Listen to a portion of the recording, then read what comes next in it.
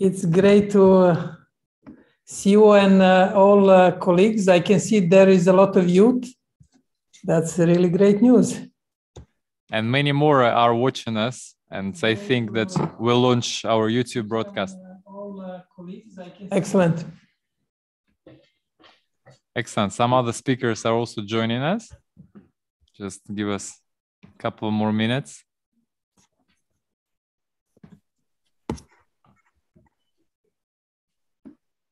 Where are you based now? At the Megimo or?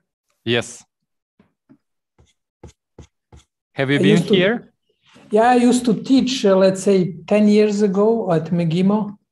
Great. And it was a really nice experience. Very many smart and good students.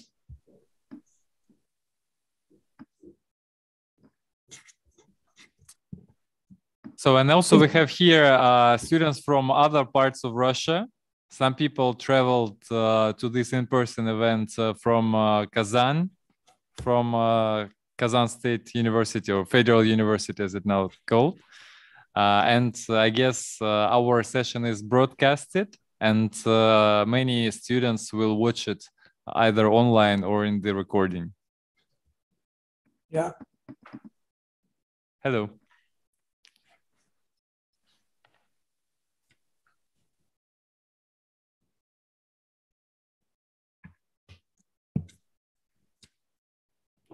Well, those speakers who were supposed to come in person are all here. So Gabriela just joined us. And so please, Jovan, I think you can start the session.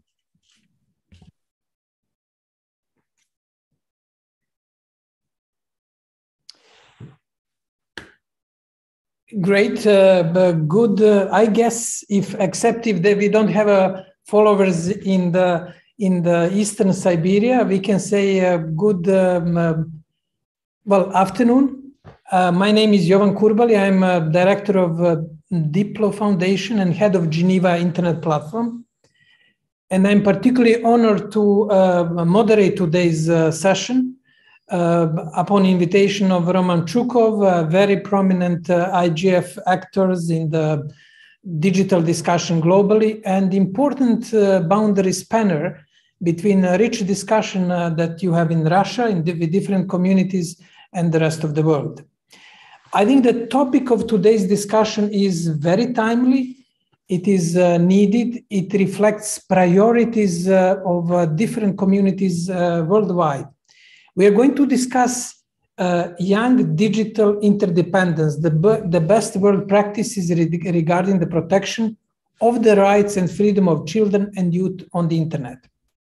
Why this topic is relevant? It's not only about the current youth, but it's also about the future of digital space and future of society in general. As you may know, the UN Secretary General Antonio Guterres published Our Common Agenda as a call for current generation to discuss new social contracts worldwide from local communities to global ones. And in his discussion and in his Our Common Agenda, which we'll share online, he highlights 2 points. He highlights the question of the rights of the youth and their participation in the digital space, and we will address it today, and also the question of the future generations. How we can ensure that we pass to the future generation what previous generations passed to us. It's very timely discussion, and we will be navigated through this discussion through an excellent panel, which I will introduce now. With us is Easy Vick, Director of UK Policy and the Five Rights Foundation, Great Britain. Welcome, Easy. With us is Bulife Adisa, President of Youth Observatory.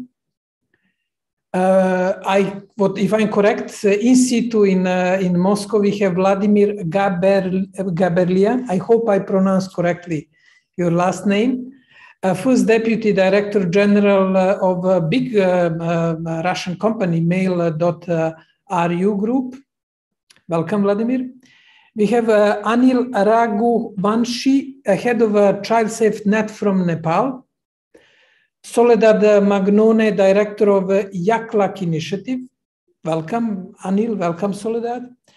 Gabriela Marcella, president at Cyrus Global and director at Startup Grid Croatia. Dobrodošla, Gabriela.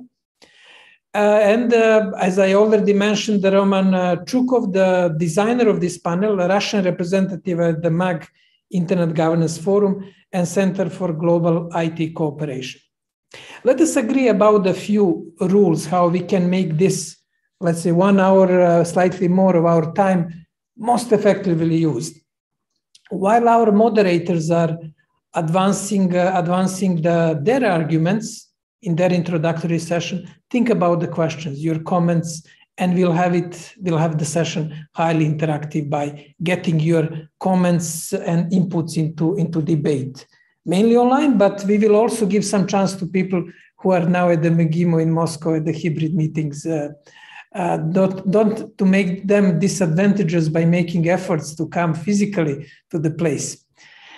Now, without further ado, I would like to invite Izzy Zivik with a few questions that Izzy you can address. As we continue to talk about protecting the rights of children and youth in the Commonwealth of Nations, what about experience from UK? How many children in UK, let's say, suffer from violence or violation of their rights in digital space? What is done? What are the policy, non-governmental, corporate initiative in this field? Izzy, over to you. Thank you, Jovan. Yes, I'm Izzy Wick. I'm the Director of UK Policy at Five Rights, which is a children's charity. We're a children's rights NGO with the mission to build the digital world that children and young people deserve. I'm really grateful for the invitation to join this event today at this critical time for children's rights in Russia, in the UK, where our organization is headquartered, in the EU and globally. And if I may, I will just say a few words about Five Rights and why we exist, but also the kind of legislative context in the UK and what we are doing to address some of these issues. So childhood today is lived online as much as it is offline. And pretty much all children are online today. They make up a significant proportion of users of digital services. 1 in 3 users of online services around the world are children. And offline, we ensure that they live, they play, and they learn in environments that are as safe and conducive to their well-being and development as we can. And we treat them differently from adults because we recognize that as children, they have specific vulnerabilities and needs. But this is not the case online, where kids spend a lot of their time. Online, the safety provisions we make for children that we take for granted in the physical world are the exception rather than the rule. And online, the rule is that everyone is equal. In other words, everyone is treated as an adult. But the digital world is not optional for children, and yet it's a place where children's rights have been overlooked, ignored, and undermined, largely by companies that are driven by commercial objectives and by profit. And I'll give some examples. So children are routinely served up harmful content, whether that's pornography, violent material, pro-suicide or self-harm content, pro-anorexia. The impact is very real and it can lead to tragic consequences. Children are also routinely introduced and contacted by adults that they don't know via friend and follower suggestions. And the accounts of children in the UK as young as 11 have been recommended to groomers on popular social media platforms. Children are also routinely nudged to lower their privacy settings, spend more time online than they might want to, and engage in age-inappropriate behavior. For example, 80% of the top 50 games rated suitable for children 5 and under on the Apple App Store in the UK contain in-game purchases. So how can we make sure that the digital world is one where children can thrive? At Five Rights, we have 5 principles to answer this question. The first sounds very obvious, but it's to recognize that childhood is lived online. A child is a child until they mature and become an adult, not at the age that they pick up a smartphone or they get their first tablet. Which sounds obvious, but until you recall that for the most part, the current age of adulthood in the digital world is set at 13. Now, this is because of a piece of US marketing law known as COPPA. A child of 13 is not an adult, though, and in many ways, older children are at greater risk since younger children have access to fewer products and services, and they may have more adult supervision, more parental involvement, and they may spend less time online. But all children deserve protection, whether they are 5, 8, 13, or 17. The second principle is that children have existing and established rights, which apply online as they do offline. So the UN Convention on the Rights of the Child sets out clearly the requirements of a safe and secure childhood. As we develop a digital world fit for children and childhood, we shouldn't be reaching for new rights, but rather delivering on the well thought out privileges and rights that they already have claim to. So over the last few years, Five Rights has served as consultants to the UN Committee for the Drafting and Consultation of General Comment number 25, which sets out in detail how children's existing rights apply in the digital environment. And the General Comment prescribes, among other things, that in all actions regarding the provision, the regulation, design, and management of digital environment products, the best interest of the child must be a primary consideration. And this is a kind of foundational principle that the best interests of the child have to have priority in all those considerations. The General Comment also cites that children must be protected from 4 types of risk: content, contact, conduct, and contract risks, and that businesses should undertake child's rights due diligence, in particular child's rights impact assessments. And finally, that data protection and privacy by design and other regulatory measures ensure that businesses don't target children using techniques that are designed to prioritize commercial interests over those of the child. Which brings me on to my third principle, which is around safety by design. So the digital world is almost entirely privately owned and human built. It's a system that can be engineered and optimized for any purpose. So optimizing for growth is a choice. Optimizing for ad revenue is a choice. Optimizing for engagement is a choice. And equally, optimizing for children's safety, or as we currently have it, failing to optimize for children's safety, is a choice as well.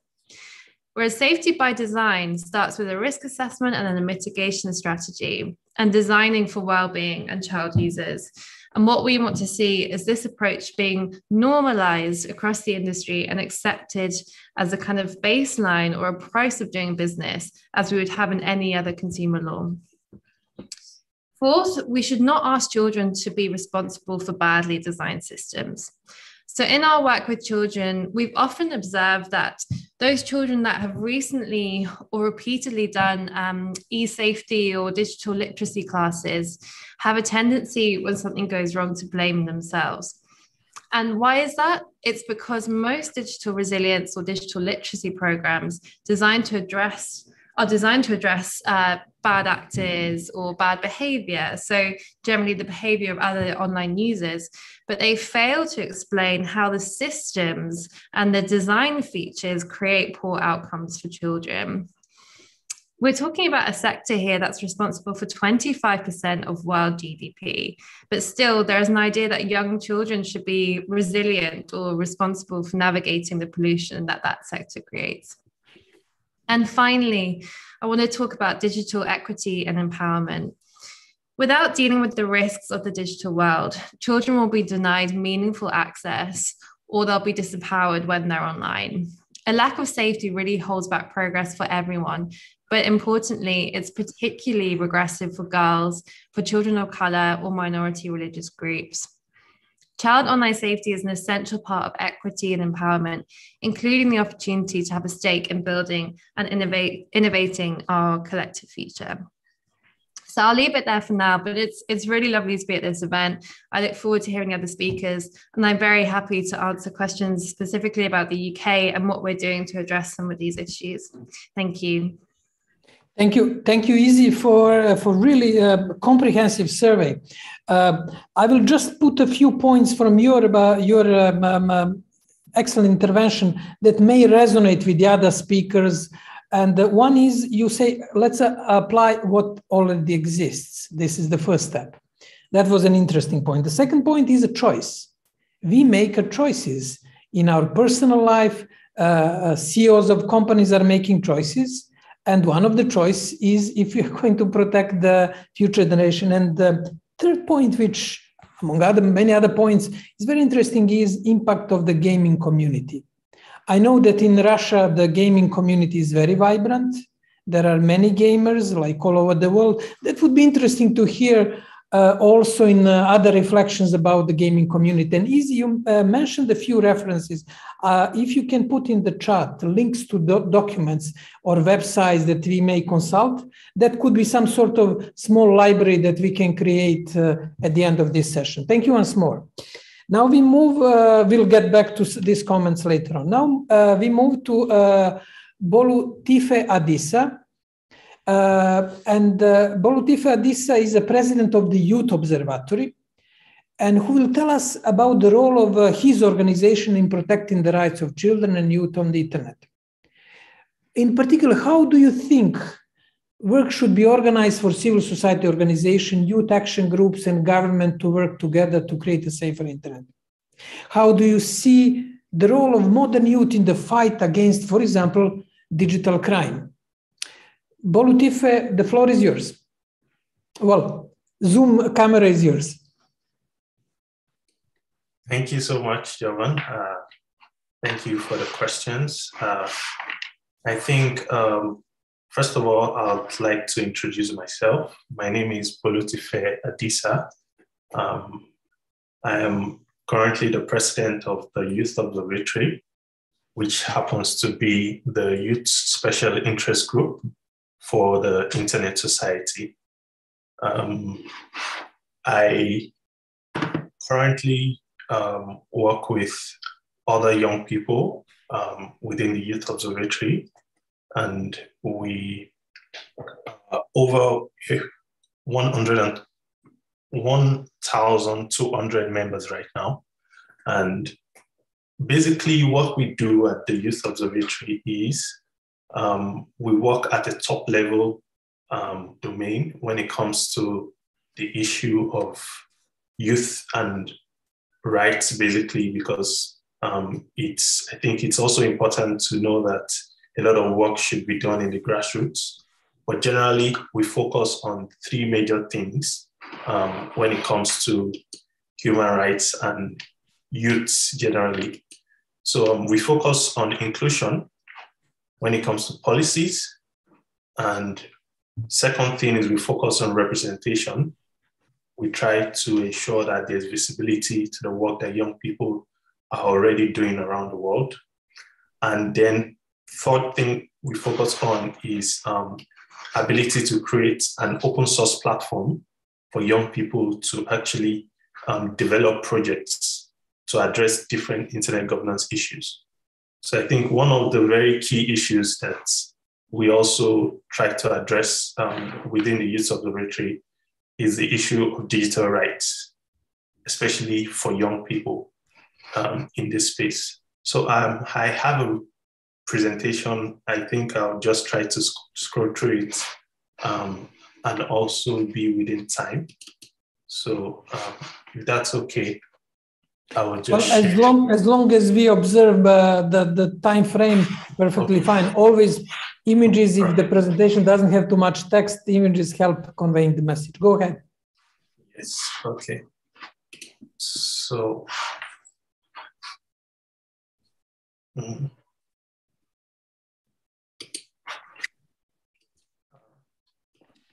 just a minute. Unfortunately, I'm unable to. I'm not in charge of the tech infrastructure, but if you manage, that's fine. If not, you're an excellent speaker. Just convey us the message and Yes, try to describe your slides. Okay, thank you for that. So I'll just proceed. Yeah, so like I was saying, first and foremost, we try to, our work is basically with the civil society. We work with, especially with the Internet Society, in representing youth issues, especially on forums and also on national and regional levels. So at the Youth Observatory, we work on different projects, especially with our members. We have, like I mentioned, we have 1,200 members, over 1,200 members now from around the world. And we encourage these young people that what we have is like a platform for them to create solutions to some of these issues within their community and also to create global projects. So we've worked on a couple of projects, which I was going to show, but I think part of it is a project called the Creating Networks Project. So the Creating Networks Project, you can actually find full information about it on our website, youthseek.org. And the Creating Networks Project basically is a platform where we link all youth projects that address different issues in local communities, and we give visibility for these projects. We were able to partner with a lot of organizations and civil society to achieve that. We had a couple of private sector companies as well, like Google and others.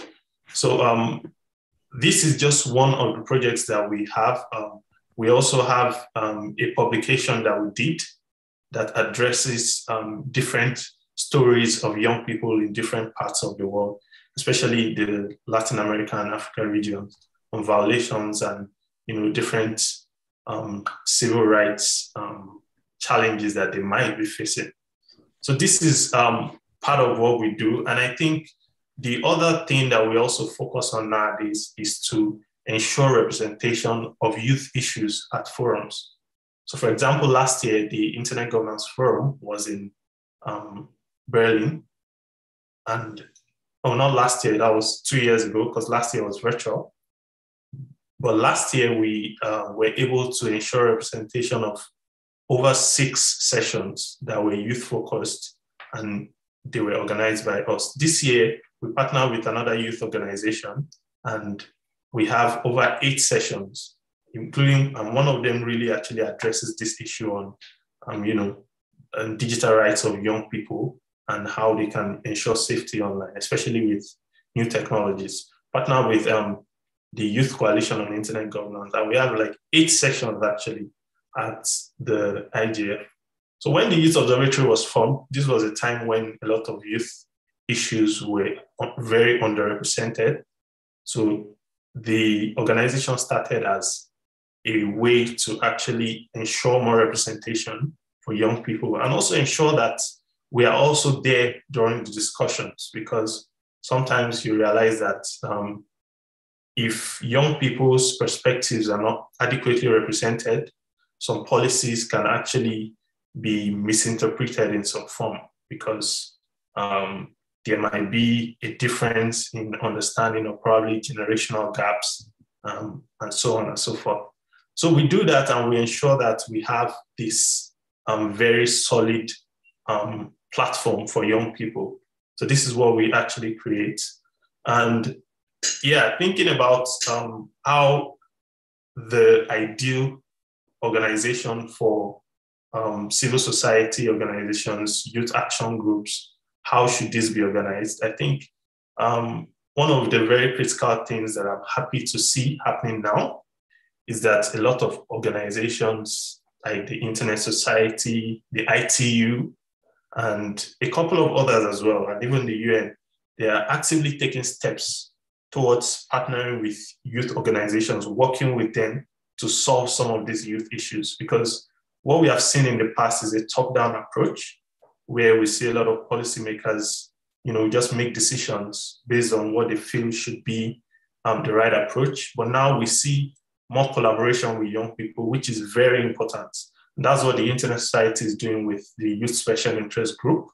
And we have actually been able to achieve so much. And also we have the Generation Connects Visionaries Group, which is what the IT is currently working on. So I think there actually should be more collaboration between civil society groups and even organizations that are interested in some of these issues. It shouldn't just be a one-size-fits-all. I think youth should be at the center of solutions when it comes to these problems, because you will always fail to have full understanding of the issue if you don't have people, inclusion of people who actually face these issues every day.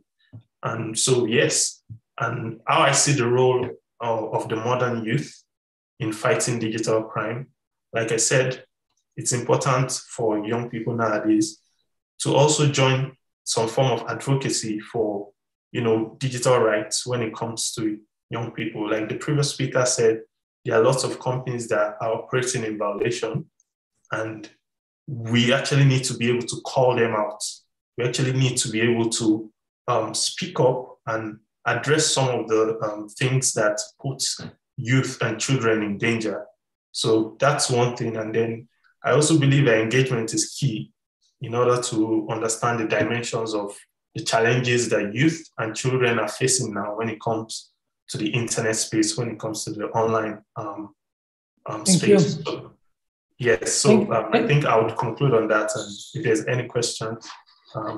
Definitely. Thank you, Latif. I think it's really complement nicely this presentation by providing concrete steps and policy possibilities for our audience how to engage. And I think you paint in this landscape from different initiatives in the IGF, in the ITU, in other spaces, cooperation, different organizations. I'm sure there will be questions and comments coming for the next step, but this is very useful as a practical next step. We are moving to our next speaker, Mr. Vladimir Gabrelian, the first deputy of one of the biggest IT companies in Russia, mail.ru.Russia.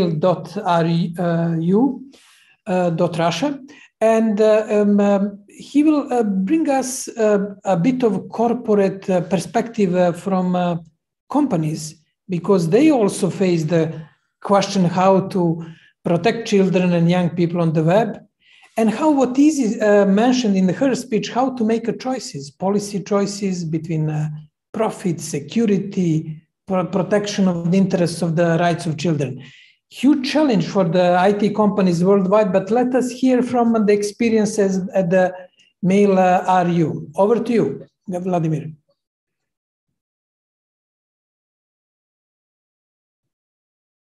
I guess you're connecting directly from GIMO. Well, I'm terribly sorry, but I'm afraid that Vladimir is not with us today here. So I think that some troubles actually didn't allow him to come to us. And well, I think we just have to go on to the next speaker. Okay, that's fine.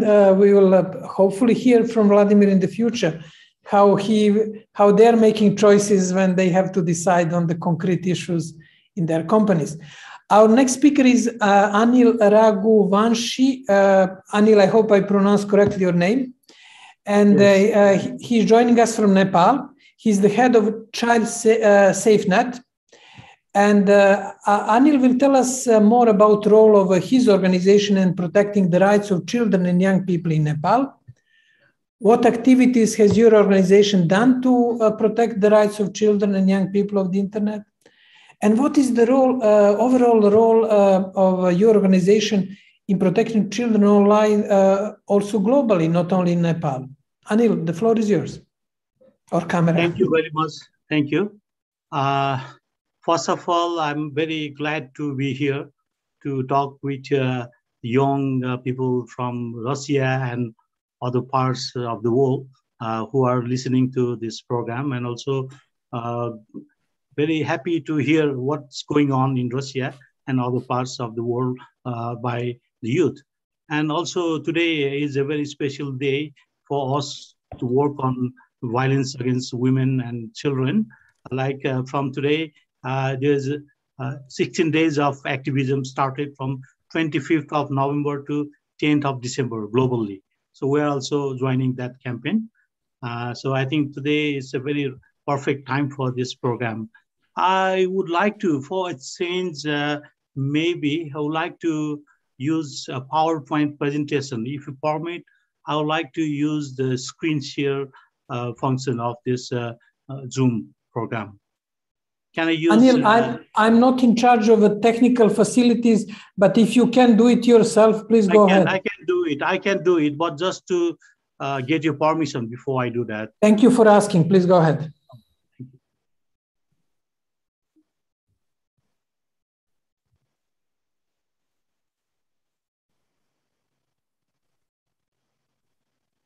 Can you see the screen?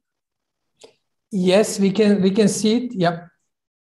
Okay, so I will be brief, although there are some slides, I can go quickly. So first, let me introduce about our organization, Child SafeNet. It was established in 2018 officially, but we started working from 2017, 20th of November, the World Children's Day. And now, so far, we have been affiliated with many key global leading organizations working on online safety for children. And the scenario here in Nepal is like the global and the Nepal scenario, like as you know, more than 4.6 billion people use the internet globally. And 1 in 3 internet users is a child. And recently there has been a lot of increase in access to broadband internet in Nepal. So the per capita penetration is 110%, 1.1 per person. And more than 13 million people use Facebook. And many people use Instagram, TikTok. And after the COVID, there has been a global surge of 106% of online sexual abuse and materials after the COVID outbreak. And according to NETMEC, the National Center for Missing and Exploited Children, and organization based in the US, they received more than 63,000 cyber tip line, the suspected child sexual exploitation reports from Nepal in 2019. And it increased to about threefold in 2020 and reached 178,000. That is after the COVID situation. And when we work, we have some guiding principles like children have rights to be protected online and offline. So it's not a separate right. They have the same right, and they have the right to use the internet safely, and they have right to information, education, privacy, and recreation, and to express their views on the matters, including by the use of the technology. As the earlier speaker said, that we also believe that the companies are focused on making profit, but there should be our stand over for the to make the companies more accountable. So they should not think profit over privacy or profit over protection. And then the gravity of online child sexual abuse and exploitation and online harms, like it could be as harmful as offline abuse and exploitation. Images could be shared, tampered, or misused. Posts can reach many people in a small time, everywhere. It can reach everywhere. And once in the internet, it's almost impossible to remove. It will be there forever. So we conducted some studies to understand the situation. This one is after the COVID scenario, like 1 in 5 young women, 18 to 24 years, they say they received hate speech and sexual messages, photos, or videos online. And the number is 1 in 10 young men. So it shows that women and young girls are more vulnerable to online sexual abuse and exploitation. And this number, 1 in 10 young men, is higher than the global average of 1 in 13. And although the government has banned pornographic sites, still 1 in 3 girls and 1 in 2 boys, they say they visited such sites. And alarmingly, when we did another study with ECPAT Luxembourg, we were shocked to see that the boys, mostly the boys, they said that they receive or send sexual texts and photos or videos online. This is very much prevalent in the age group 16 and 17, as well as 18 and 24. And also in the age group 13 and 15, also we found some cases. And we did actually had that study about live webcam sexual activities, live streaming of sexual abuse and exploitation. And it shows that 12.8, about 13% said they experienced or they had live webcam sexual activities. And the male and female, there's a big disparity. More boys were involved in webcam sexual activities, about 18.58%. And for the response, Child SafeNet has been doing research studies before and after COVID, and thematic studies like live streaming and about the online behavior and risk, different desktop literature reviews. And currently we are conducting a research on online intimate partner violence. And also we are using artificial intelligence for collection of data to detect online intimate partner violence. And we developed a white paper by studying a lot of policies and research papers, laws, nationally and internationally. And we presented that to the government to take action, and also developed resources, the toolkits for different actors like police, lawyers, psychosocial service providers, and parents, and also developed a cyber safety booklet. And we have been conducting online and offline social media and mainstream media awareness raising activities. We develop a lot of materials for that. And we conduct cyber safety training of trainers and training in schools offline. And after COVID, we also did the online training. And also we are advocating with the government, with the ISPs, private sector, schools and colleges to make them responsible and to take actions to protect children online. And I will show you some of the activities we have been doing. Like this is about the survey on online behavior, habits and behavior of children and young people.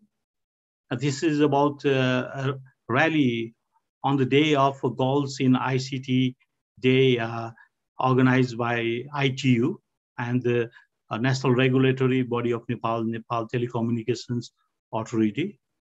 And also we have been organizing events for Safer Internet Day as the National Secretariat and the curator of this day in Nepal. And we have been making awareness videos, and this is one of the shooting in a village of a video. And we conduct classes in schools and colleges, universities. This is a picture from one of the colleges in Kathmandu for the law students. And we also have been partnering with Internet Watch Foundation to facilitate reporting of child sexual abuse imagery. So anybody can report anonymously, including in the Nepali language and other languages. And so we have been participating in different events and festivals, fairs. So this is one of such events where we raise awareness, like about 10,000 people every day for 6 days. They received such awareness messages, and we did that for 2 years. And this is about we also develop comic strips, comic book, comic stories. So this is quite popular among children and young people. And for protection of children, we developed a model like it's not only the responsibility of the government or the NGO or the school. So we have made they should have layers of protection, not only one layer, but different layers. So here a child is should be aware of his or her own safety and to know about the risk behavior and also to protect himself or herself. And the second layer is the family. The family should be there to guide and help the child so that the child is not in the wrong position or having difficulty. So family is there to support the child. And then the schools and communities and CBOs, child youth clubs, civil society, ISPs, media, private sectors are there, the other layer.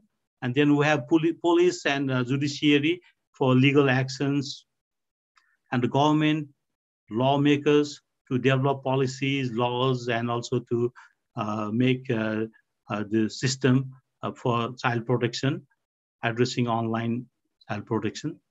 And the UN and international and regional bodies to make the standards and regulations, and also to help the national functionaries. So these are the layers of protection which we believe will be helpful. Thank you, Anil, for a great survey. Maybe you can wrap up because we'll have to give enough time for other speakers. Okay, so I'm done. Thank you. So, thank you, Anil. I will stop here. Thank you, Anil, for both presenting what's going on in Nepal, but also reflecting on the global initiatives and providing very good statistics, because sometimes we miss the numbers, and I think you provided very useful statistics for our debate. And please share whatever links you have in our small library that we are developing. I will share my presentation, and and any other information you like to get. Or links as Bolutif did. Good. We are moving to our next speaker and the protecting of young people online in Latin America. Latin America sort of user today represented by Soledad Manone, director of YACLAC initiative. Soledad, could you tell us how Latin American states, companies, other actors are fighting infringement of youth rights in your region, and what are the child protection activities? What are the current? What are the future plans for child protection activities in Latin America? Over to you, Soledad. You have about 7 minutes. Thank you, Jovan, and thank you everyone for this, Gimo, particularly for this invitation. I'm truly honored to be part of this brilliant panel of such a highly relevant forum. I am from Uruguay. I'm a sociologist based in the focused on the intersections between digital technologies, education, and human rights. I'm going to talk a little bit about the context of children's rights in Latin America and how this translates to the digital ecosystem and what we're doing from YACLAC, which is the initiative that I launched in 2020, answering some of these questions that Jovan, you've placed. So although we've have great advances in terms of children's rights in Latin America and the Caribbean, these represent significant disparities amongst countries. It is relevant to note that within the current global inequality crisis, LAC holds the highest levels in these regards. Furthermore, poverty in our region affects particularly the younger generations. So according to UNICEF, by 2020, 46% of children between 0 and 14 years old were living in this situation. This context affects a wide area of fundamental rights at a key stage of life, having acute implications for their lifelong development. Some of the priority areas to fulfill children's needs in Latin America and the Caribbean currently are mental health, violence, and climate change. From the 188 million of children that live in the region, 63% of these below 15 years old have experienced some kind of violent discipline at home, physical or psychological. Adolescent homicide is five times higher than the global average, and suicide is the third cause of death. Furthermore, we face the challenge that 1.2 million children are affected by natural disasters every year. The digital era has brought novel challenges and augmented pre-existing ones in Latin America and the Caribbean. Digital technologies are amplifying the region's stark inequalities as they become even more ubiquitous in different dimensions of society. As COVID has brought to the forefront, digital divides are the cause and consequence of social divisions and can significantly limit the access to education, health, work, and full participation in society. As much as digital technologies can enable social development, they can also narrow fundamental freedoms and rights. Some examples of how this is materialized in Latin America can be observed in the barriers to digital access, digital education, and gender-based violence online. Moreover, the region has been increasingly experiencing phenomena such as internet blackouts, social media censorship, and surveillance and attacks on journalists and activists. Narrowing upon children, especially since 2014, scholars and advocates from the field of children's rights online have been especially problematizing how 1 in 5 people online globally are under the age of 18. This representation increases in countries from the so-called global south or global majority. In light of this, they have signaled that internet governance discussions have widely ignored the UN Convention of the Rights of the Child, which is one of the most widely ratified international treaties. Moreover, they have underscored how the CRC strategies have almost not addressed the implications of children's rights in digital spaces. More information about these roadmaps have been updated in the General Comment 25, supported by colleagues from the Five Rights Foundation that Izzy has shared with us earlier today. In Latin America, the situation is no exception. There is an overall absence of actions at local and regional level to promote children's rights and participation in digital policy agendas. The digital divides of access affects mostly younger generations, with 25% of people below 25 years old not having access to the internet by 2020. This has placed pressing constraints to the access to education, given that at the moment, only half of children have been back to schools. In regards to children's digital protection and participation, education plays a critical role. Digital education policies have been scarce and focused on teaching and learning with digital technologies and how to use this for the labor market. This way, digital education across generations has not developed a critical understanding of the digital ecosystem, for example, its implication at social, political, economic, psychological, environmental level, and to empower communities to bring change. Research is another dimension, by no means less significant to fulfill children's rights online. In this sense, only 4 countries in Latin America have participated in international research networks dedicated to analyze children online behavior, such as Global Kids Online. Access to this data is key to understand the prevalence of digital risks among Latin America's diverse needs and to meaningfully inform policies. And finally, in order to effectively fulfill children's rights in the digital era, it is critical to develop multi-stakeholder solutions that comprehensively engage with the CRC. This should encompass locally distributed and internationally coordinated solutions that include children's voices.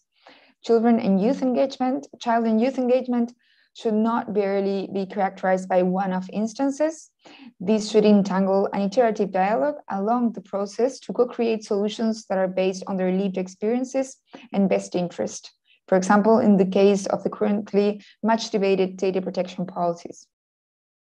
So in relation to this, with HACLAC initiative, we're seeking to contribute to closing these divides in digital education gaps, and to broaden the participation of Latin America, especially its younger generations, in the creation of a more just digital future.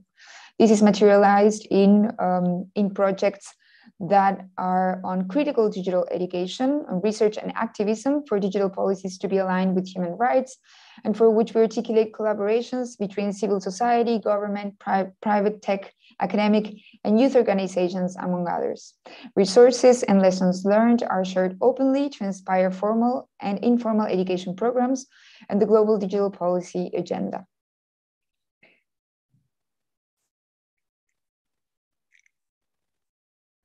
Thank you, Soledad, for outlining a really rich policy and practical space in Latin America.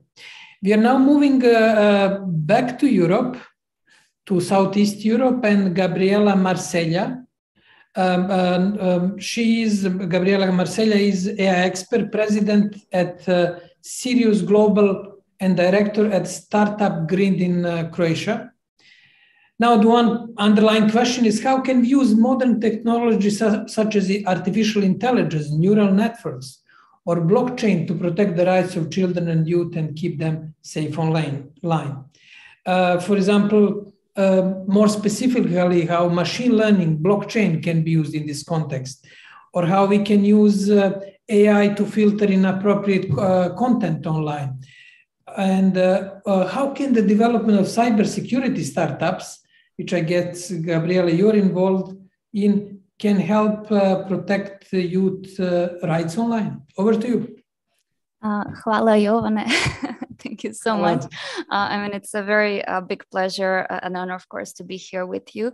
I actually will start my stopwatch because I can talk a lot. So this is like kind of a lesson situation for me. So I need to control I can see that you're at the MIGIMO. I expected you connecting from Zagreb, but that's nice. Actually, I'm here. Yes, I'm here. Great.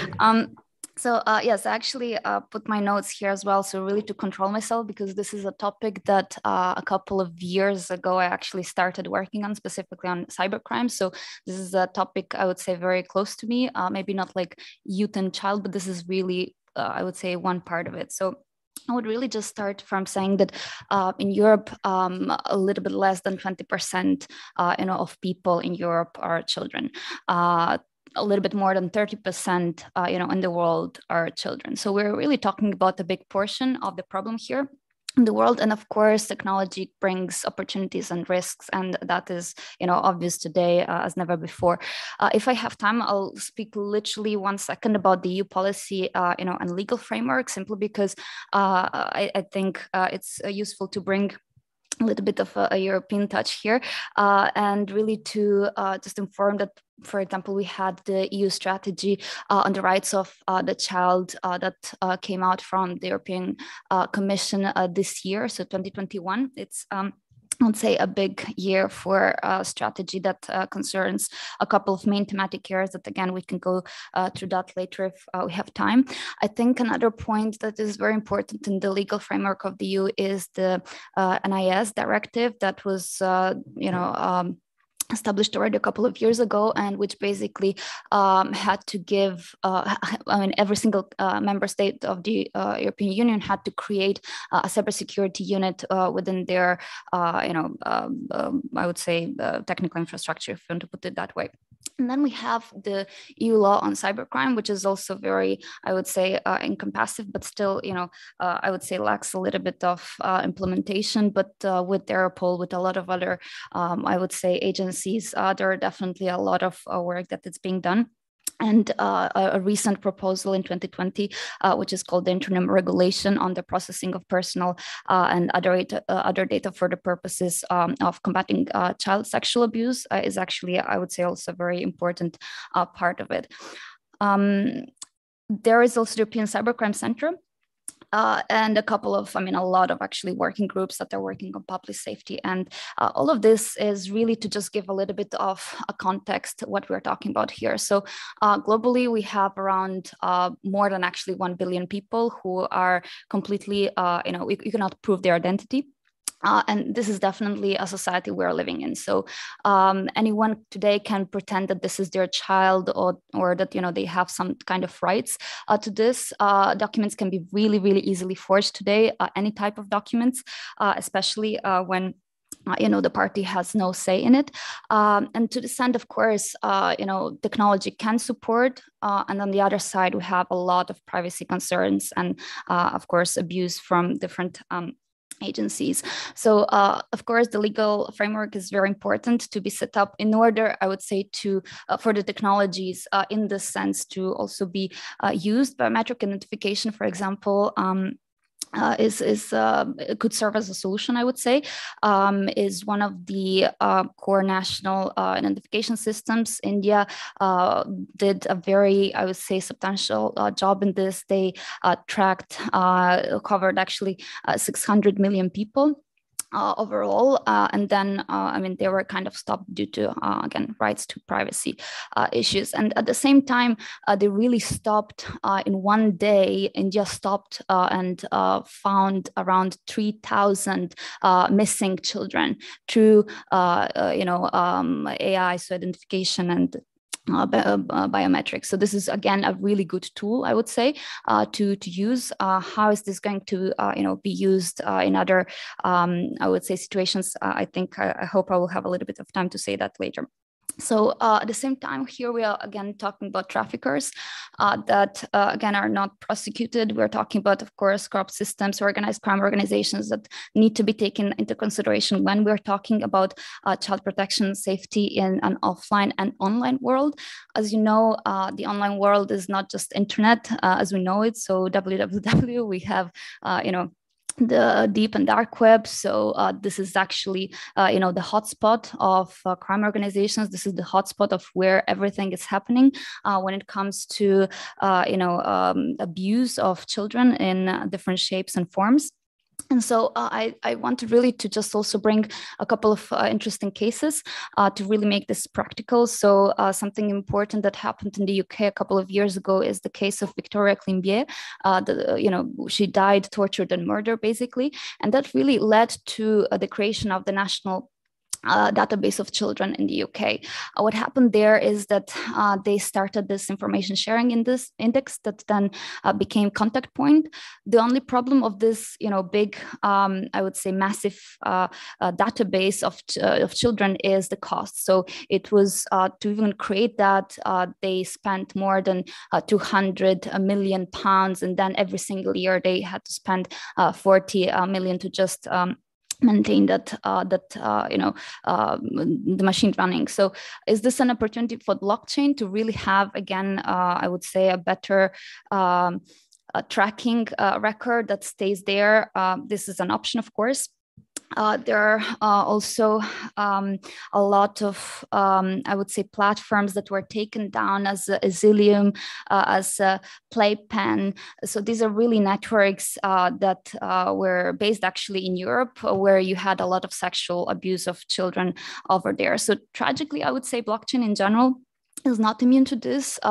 Malware can go through, can be stored on the blockchain technology. So this also means that it can provide access, to imagery on just links to child abuse,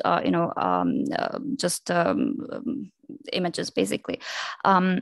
Or other materials. So when it comes to this, the only problem, of course, of blockchain, I would say the main problem is that the implications are really large, because we're talking about a permanent, record that once created stays there, and we cannot do much about it. So of course, it creates a lot of opportunities, because we could secure identities, and we could share protocols between agencies. And there is also AdCoin that I like generally to mention. It's a cryptocurrency that is used as a safe, secure, and incorruptible way to support development and address emergencies. We also, again, of course, blockchain can be used for data sharing around children and young people in a secure, and just evidence-based way. And then it generally can stop exploitation. I don't know how much time I have, but I definitely wanted just to say that there are a lot of startups today that are addressing,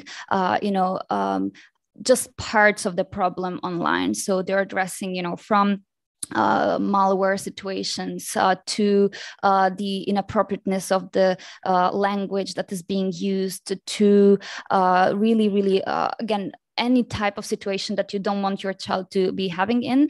There are many startups like that can really address that.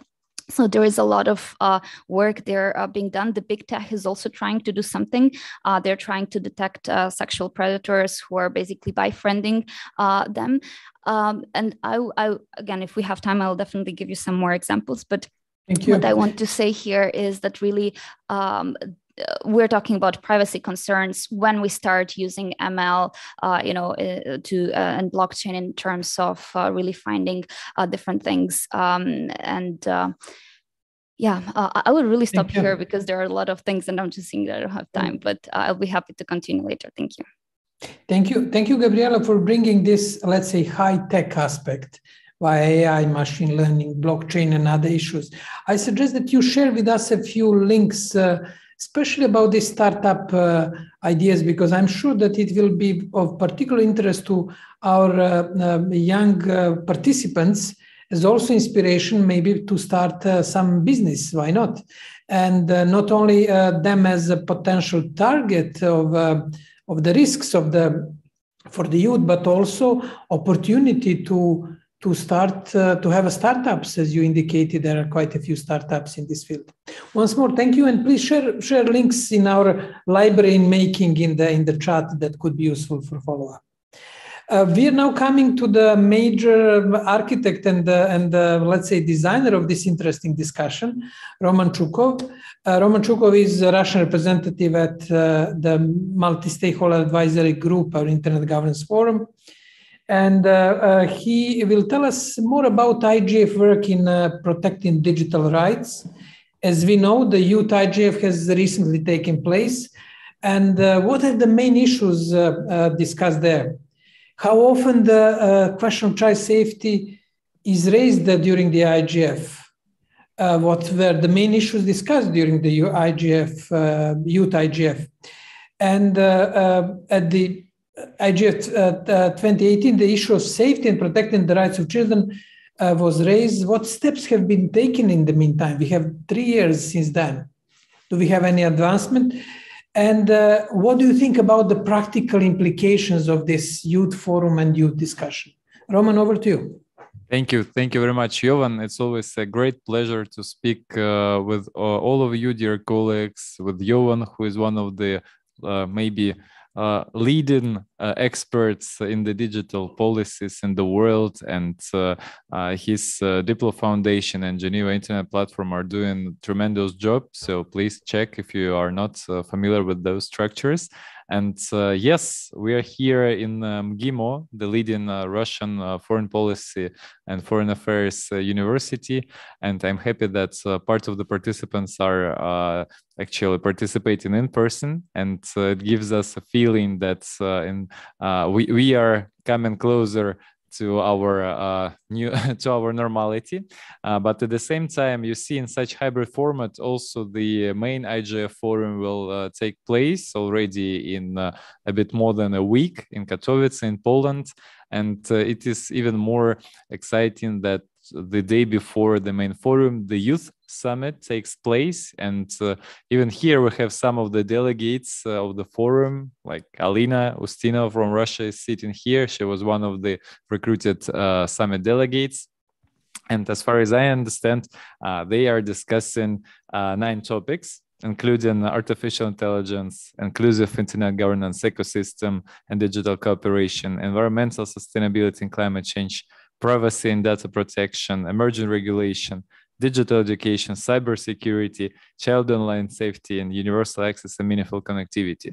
And this process, what is really curious, is being organized from the grassroots level, from the youth internet governance initiatives, from the ground, from Youth IGF Poland, from Youth Coalition on Internet Governance, Internet Society, Youth Observatory, and many other players.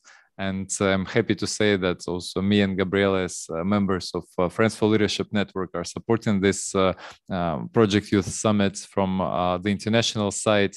as we were supporting the Secretary General's roadmap for digital cooperation. And it's really crucial that young people are actually focusing their attention to discuss what is real for them, the protection of their rights, the protection of their freedoms, of their choices, of their data, of their actual future in such like metaverse where we all are currently.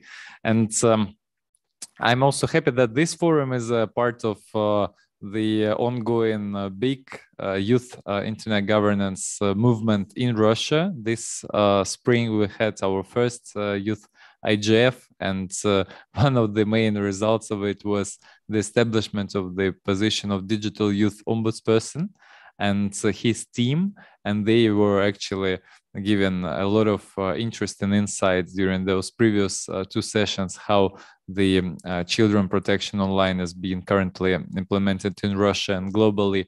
And for me, one of the main breakthroughs would be for the whole world to have such digital youth ombuds teams, whatever we call them, but people who are designated to help ensure online protection of children, youth, students' rights, because it's now crucial. It's like G20 is focusing on consumer rights online. It's the same what we have to do globally and the overall UN level for ensuring that children are fully protected online. And this is one of the topics which we are also bringing up during the main IGF program. So if you saw the program, we have a session, All You Need is Youth. And I don't remember what day it is, but I think it's day 4. Yeah, the last day of the forum, and I think it's at 2 p.m. or something like this. So you can check how to join in person if you are going to Poland or online. So we are happy to brainstorm together how to promote this idea of having digital youth ombuds people globally and how they can be the new movement of ensuring this children right protection and youth right protection. But actually what is really interesting to share also from what is happening right now in Russia, the largest 9, I guess, companies united and established alliance on children rights protection. Such companies like Yandex, like Kaspersky, and many more. They were also part of today's forum. They are now consolidating their efforts because this is a priority. As for governments, as for business, as we say, as for civil society and academia sector, which is illustrated by today's forum, fully organized in conjunction of civil society and academia. So yeah, I believe this topic is crucial, and I'm happy that we eventually started to discuss it because when I entered the internet governance space in 2017, both youth and also regulation were the topics which I didn't see being discussed. People only discussed fake news and misinformation in every single session. So it was really not interesting to be in those forums. But right now, I see that many more priorities are going to environmental sustainability and these broader issues like those we're discussing now, which is really encouraging. So what else can I say? We believe that the Youth Summit in Poland this year will conclude with specific actions. This is also a very interesting fact. They are preparing action points. I think this is the name of the document, which will be the outcome one, if I'm not confusing. And from the discussions, I understood that it's going to be very specific ideas and recommendations for all the stakeholders, which is also very interesting. And we are going to closely follow the results of the Youth Summit and together with the partners, organizers of the summit, bring this to new levels in next years. Because as you also well know, Russia will be presiding in the IGF in 2025. So I guess people who are now in the audience and people who are watching us online would be able also to come join our forum in several years. But I hope that by that time we will achieve some significant results. Thank you. Thank you, Roman, for this summary. bringing a survey what's going on in the IGF, and also your efforts in Russia and internationally to bring this question of youth in the connection to a question of enabling human rights, cybersecurity, fight against digital crime. I will make a few concluding remarks from this really comprehensive and insightful discussion. We started with with really good insights on the question on the child protection rights of the child, and also that rich statistics, and also that interplay between protecting rights and protecting security, which is very, very important. Bringing also gaming community, interest of the companies, a rich debate, and you can follow on all of our presenters' statements in the links that they shared with us in the chat.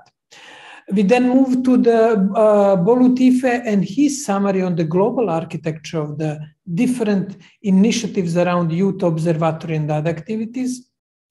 Anil made a really interesting link between what's going on in Nepal and globally, with rich statistic analysis, what's going on. And I think throughout all presentation, what I really enjoyed is hearing evidence, hearing the numbers.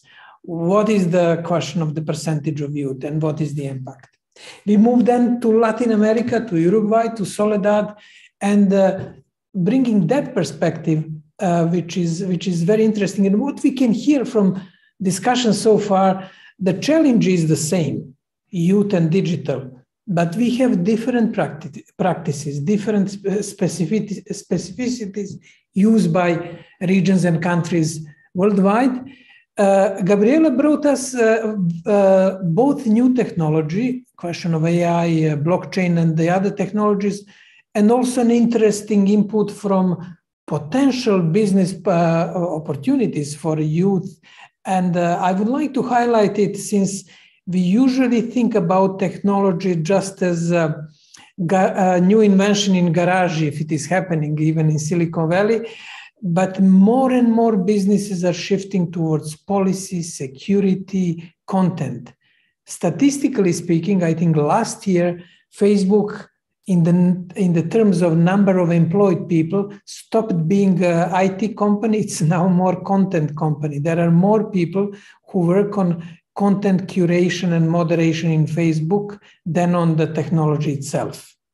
Therefore, that is an interesting shift, and you may consider some of the ideas that Gabriela mentioned. And Roman brought discussion back to the youth forum initiatives, and also provided, let's say, time perspective ahead of immediate event in Katowice in a few weeks, and also 2025 IGF in Russia, which is particularly interesting for the youth in Russia and their involvement in digital policy and around these issues. Now, we are at a very decisive time in the history of humanity and the history of digital issues.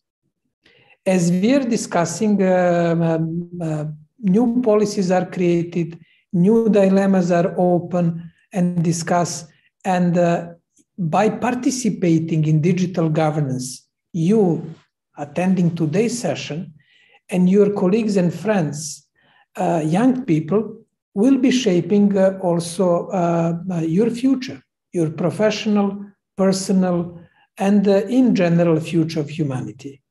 Now, it is important discussion. Try to engage people whom your friends and your colleagues. It could sound a bit boring on the first glance, but when you scratch it, it is extremely important and extremely relevant. And with that, and with the message that Roman told us, all you need is youth. I can't play the song now, but with that message, I would like to conclude today's session, to thank our great panelists, and to thank the youth who have been following today's session. My microphone fallen. Have a nice, wherever you're located, evening, day, morning. All the best. Bye. Thank you, everyone. Thank you, Jovan. Thank you. you. Thank you. Bye, everyone. Thank you. Thank you. Thank you. Have a lovely day.